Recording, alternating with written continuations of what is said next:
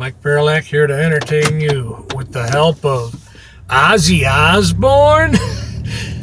Cause it feels like today is the end. The kids are running as fast as they can. Cause it...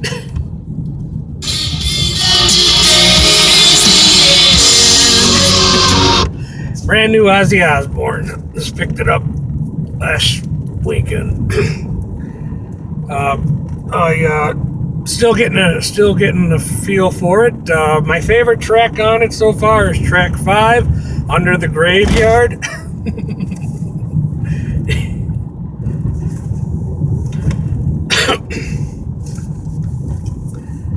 It's just came out for 2020. That's Ordinary Man, the duet with Elton John is on it. That's my least favorite track on the album, but I really like Under the Graveyard.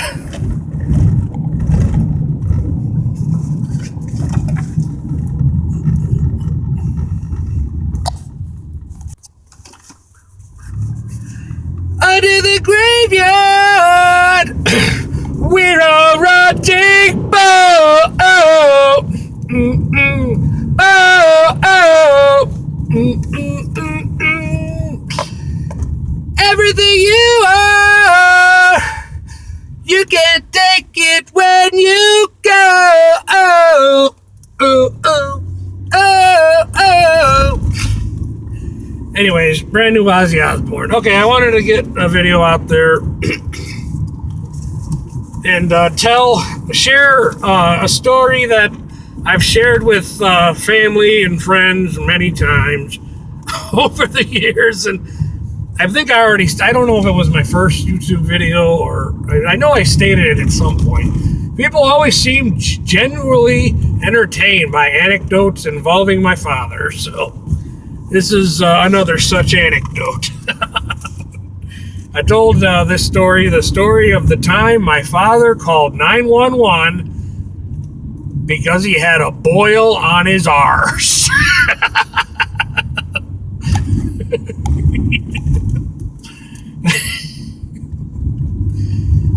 I had to figure out a way to tell it on this platform in a way that would be comprehensible to an outsider or to some people that don't know me personally or my sisters and they don't know about our upbringing and whatnot.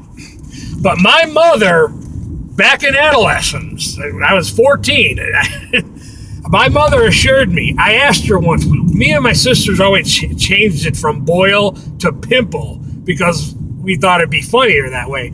And I never felt good about that because then it would be like deceiving because you're not telling the story in a factual way. But my mother assured me, I asked her when I was probably 14, Ma, when we tell that story about Paulie and the pimple on his arse, I worry that if we say what it really was, a boil, it won't be as funny. And my mother assured me, she said, Mike, the story is hilarious. Tell it the way it really was. Your father is a moron. No intelligent adult human being calls 911 at 3 o'clock in the morning on account of a boil on their arse. She didn't say arse. I'm just trying to keep this channel etiquette friendly. But my mother assured me that the story is hilarious as is. So anyways, if I'm successful in doing this, I would be giving you, the audience, you might come away with some kind of insight on what it was like being raised by a self-involved, spoiled brat, male feminist. Now, it is an anecdote about my father, so there will be comedy. Don't worry about that. Explaining the boil on his arse to an outside audience. Okay, this is what made it kind of Um, well, for years, I had to listen to this male feminist complain about how my chronic health issues as a child were such a burden on his life. He's like, I'm sick of this. If it ain't your ears, it's your throat. If it ain't your throat, it's your nose. I'm sick of you being sick. This is the kind of stuff he'd say to me when I was a child. But he gets a little boil on his little butt. And I gotta hear about it. And I gotta hear all about how he can only sleep on his side because it hurts when his little butt touches the bed, and he's in terrible pain. That's how self-involved this male feminist was. So after a couple of weeks or days of this, whatever the hell it was, he gets me and my sisters all up one night at 3 o'clock in the morning to call 911 on account of this boil and his terrible pain.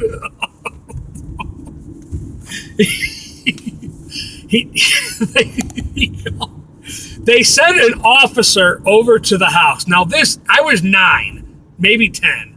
But I remember vividly, they sent an officer, a squad car, to the house. What exactly is the situation, Mr. Perlack? Something like that. And my father tells him, well, it's kind of embarrassing, blah, blah, blah. I got a boil on my butt. So I just, in my memory, as a 9, 10-year-old, I remember this officer said, so I can quote, this is pretty distinctive in my memory, I'll notify the department and let them know it's not a life or death situation. So in the years after telling this story, I'd elaborate a little bit and say, and then our father said, but it's a boil on my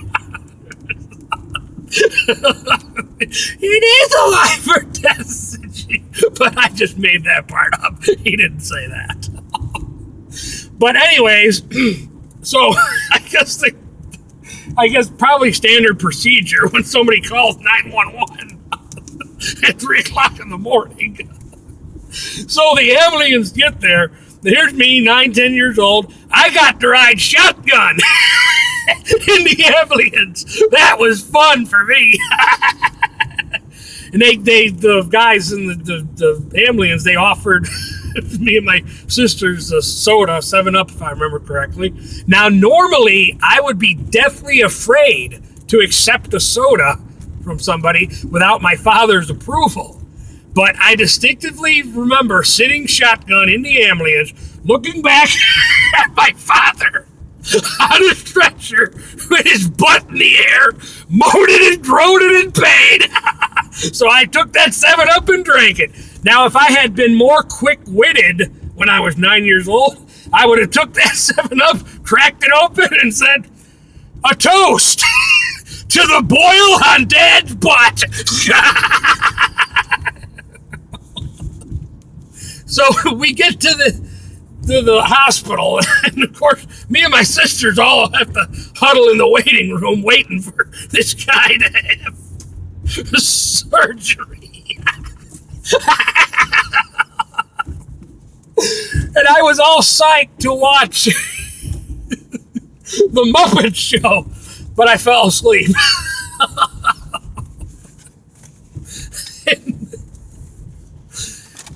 Oh, God.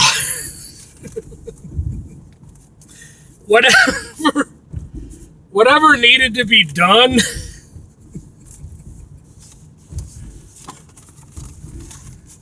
what the doctor must have did, whatever needed to be done, because in the aftermath of all this, sitting, I repeat, sitting in the squad car for the ride home was not an issue for the boy.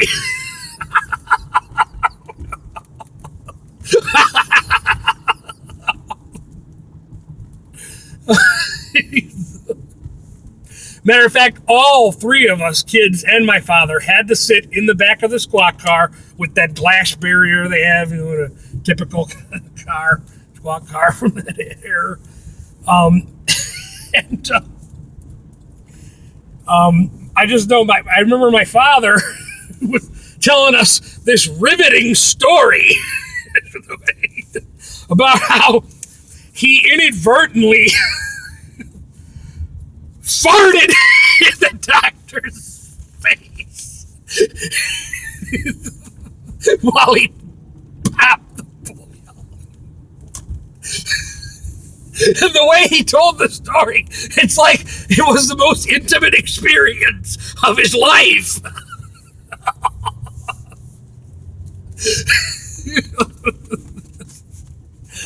I won't take offense if a viewer of this doesn't believe that such a thing really happened. I know it did. I have audio tape of us talking about it as children, too, to back it up, but I ain't worried about that. Oh, God. But that's life with my self-involved, male feminist father.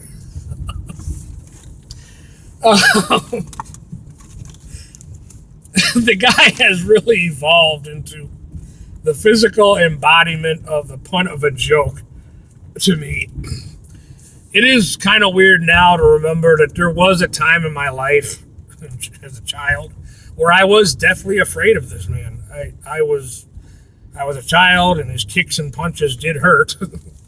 Looking back, I just wish that they were more for just causes, and not because he, my male feminist father, was just not happy with his life. But the fact that he is such a joke to me is a part of my own salvation. So thank you, yay God, and all that stuff to the Almighty.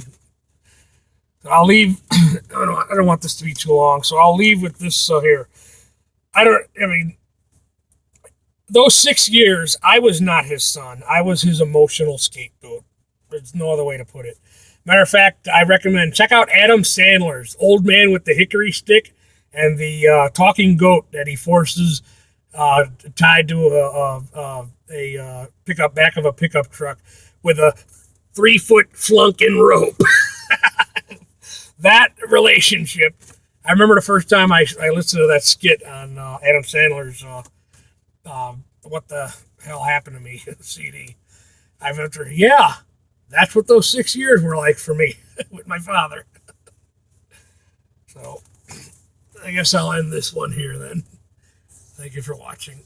I'm going to work on better content, getting more better content out there.